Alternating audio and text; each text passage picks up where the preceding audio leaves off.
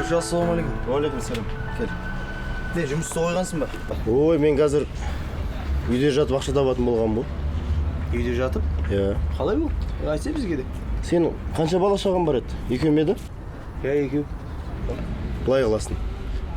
Бүгіннен бастап бала санын 4-5-ке жеткізесің, жұмыстан шығасың. Сосын үкімет саған жәрдемақы төлейді.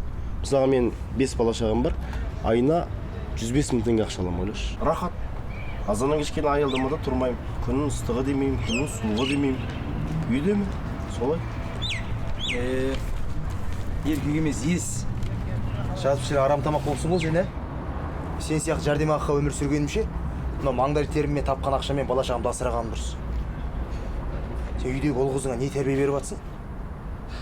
Арам тамақ болуды үйретіп жатсың сен оларға. Мынау жігіттікке жараспайды сен.